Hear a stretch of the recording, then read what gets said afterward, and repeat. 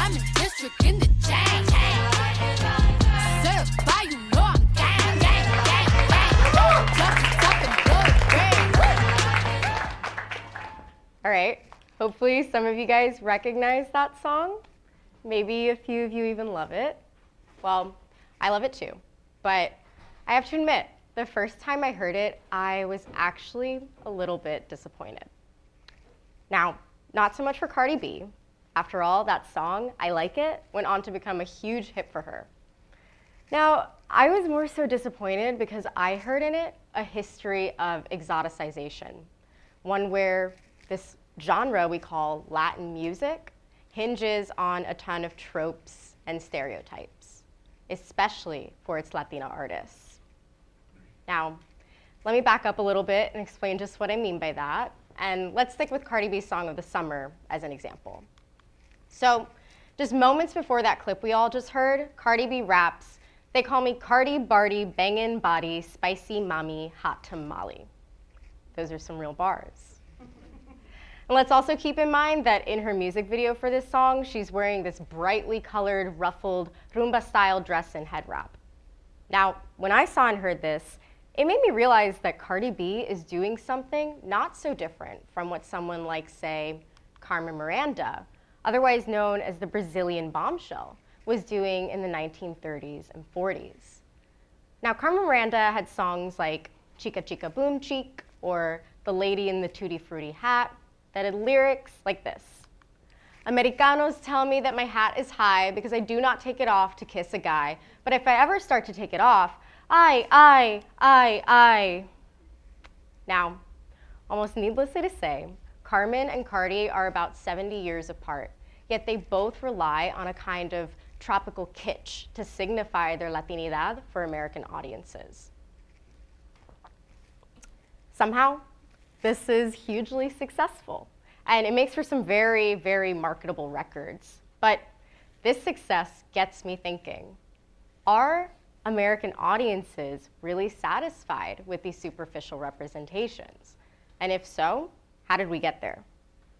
Well, we start to see this idea of the ditzy, tropical Latina pop star emerge as early as the 1920s, when we started to get Latin dance and music forms like the Argentine tango or the Cuban rumba entering the American commercial music industry via big band leaders and orchestra composers. John Storm Roberts in his book outlines most of this history, and he also gives us a few key players to think about here during this crossover, one of whom is a man named Xavier Cugat. Xavier Cugat was a big band leader from Spain who grew up in Cuba, who later moved to New York, and brought with him here a pretty different kind of Latin music than the sort you might hear growing up on the streets of Havana. In fact, it was so different that Xavier Cugat himself even admitted that in order to succeed in America, he had to give the Americans a Latin music that had nothing authentic about it. Which is to say, what gets termed Latin music in America is a style that's very unspecific. It's a homogeneous sound instead, one that takes various instruments and rhythms from all different kinds of Latin American countries and altogether tries to, for lack of a better word, sanitize their original sound. And so what do I mean by sanitize? Well, when these Latin dance and music forms were first tested for commercial success in elite club and theater spaces, their original form was often deemed too sexual or too low class for sophisticated audience enjoyment. In this equation, sophisticated audience enjoyment amounts to anything that which can align itself most closely to Western hegemonic taste, which immediately poses an issue for music that emerges out of the African diaspora. If we take rumba, for example, we know that rumba gets its rhythm by way of Yoruba, which is now modern-day Nigeria and Benin, and these rhythms arrive on the island via the slave trade. And once they get there, they start to mix with the indigenous practices and instruments already on the island, along with those instruments brought over via Spanish colonization. Now, Unfortunately, what ends up happening here is that, well, not unfortunately for them, but what ends up happening is that there are people who are primarily Afro-Cuban and who live in the countryside. Usually they're performing this music in poor neighborhoods. And now big band leaders like Xavier Cugat saw these people and figured that they couldn't possibly be the face of a Latin music boom in America.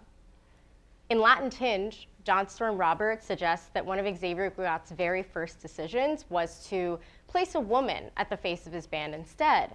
A woman who could fit much more comfortably into mainstream standards of taste and beauty. A woman like Lila Rimalovski. And her accent is atrocious. She's a senorita with beans to spill. A bombshell from Brooklyn and not from Brazil. So that's a clip from 1943 of a song called Bombshell from Brooklyn, which was one of Xavier Cugat's most successful arrangements with Miss Lila Rimalovski. And so here we have Rimalovski, who, it's important to note here, is a Mexican-American artist playing on stereotypes of the Brazilian bombshell. Already, this should remind us that there is this growing homogenous concept of Latinas and Latin music where the differences between Mexican and Brazilian are altogether unimportant. But what I also want us to pay attention to here is how in this song, the Brazilian bombshell now has to do away with her national identity in favor of a new American one. She's a bombshell from Brooklyn now. And to audiences, Lila Rimalovski emerges as this perfectly Americanized Latina. At this point, we start to see that the Latina pop star has to operate within a kind of paradox. First, she has to appear only somewhat exotic. In the case of Miss Rimalovski, that's her dark brunette hair and her use of Spanglish.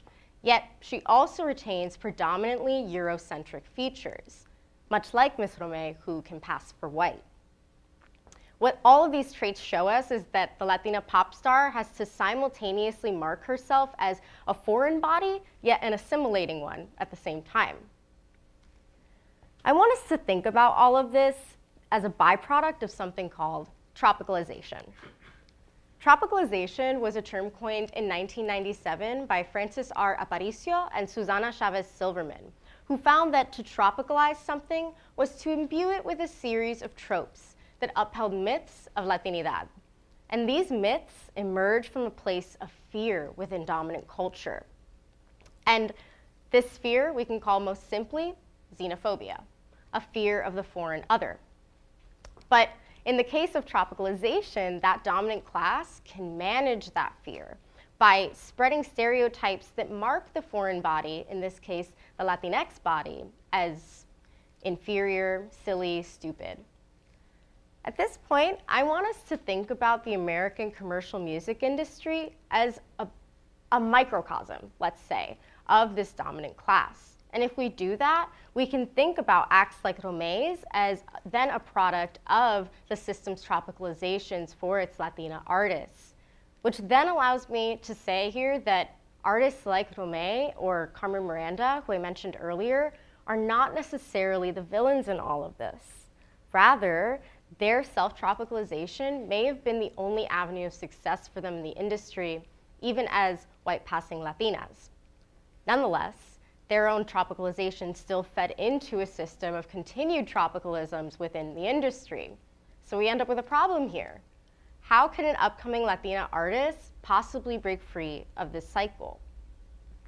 Here, I like to galvanize the work of performance studies theorist Jose Esteban Munoz, whose concept of disidentifications, I think, really helps to subvert the phenomenon of tropicalization. So Munoz's disidentifications is a practice for any minority subject who, and these are his words, decides to work on and against dominant culture through a series of disidentificatory acts, actions that challenge or reconstruct the identity that's been placed upon them by dominant culture. I think a perfect early disidentifying artist that we can think about here is Celia Cruz. Now, if you don't know her, you definitely should, and so you will now. Celia Cruz was by and large known as the Queen of Salsa and was indisputably the most popular Latin music artist of the 20th century, which makes her a really good figure to think about here because of the way that she had to negotiate her own identity in the industry in order to get to that point. We know that Celia Cruz was an Afro-Cuban woman and that she was very proud of her African roots.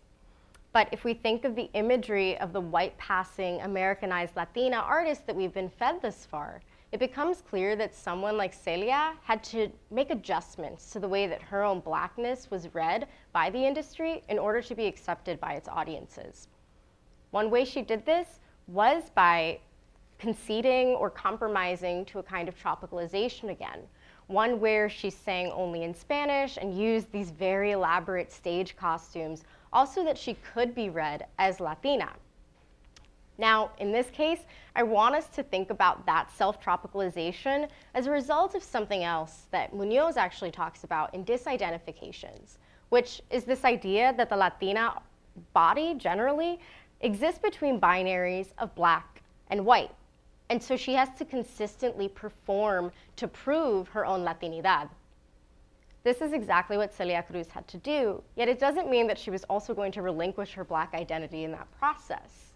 Instead, if we think about Munoz's idea of working on and against, we can say that Celia Cruz was working on the system of tropicalization in order to introduce facets of her black identity within it. Which is to say, as long as she was read as Latina by audiences, that made it okay for her to introduce black pride and black history into her own lyrics and music. One example of this, and it's pretty obvious if you know her music, is the phrase azúcar. Now, azúcar just means sugar, right? But in the case of this, I think that we can read into it a little bit more. So, on the one hand, azúcar sort of seems like another tropicalism, right? Latinas are dulce, they're sweet. But on the other hand, I think that there's a kind of history bred into azúcar, especially when we have an Afro-Cuban woman shouting this on a bunch of her songs. For me, azúcar conjures up images of sugar cane and sugar plantations and of the black slaves that were brought over to work those fields in Cuba. And so in this way, azúcar becomes an implicit mark of that history under the guise of tropicalism and therefore is disidentifying with its intentions.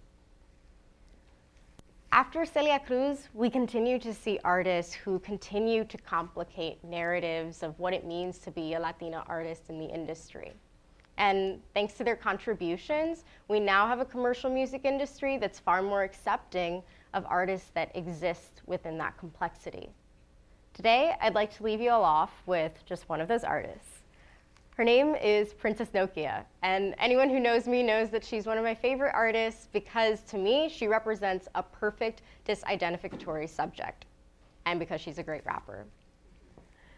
So in her music, Princess Nokia consistently works on and against everything that dominant culture attempts to read her as.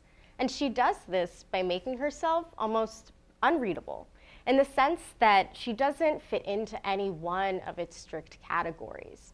Instead, Princess Nokia raps about being queer, being Afro-Indigenous, being a New Yorker, a feminist, a tomboy, so many things that me even attempting to list them all out just goes to prove how limiting and potentially pointless it is that the music industry relies on painting its Latina artists under one monolith. Instead, Latina artists, just like Latinas in the real world, just like me, can absolutely exist and operate from a place of multiplicity. And that's how you break bombshells. Thank you.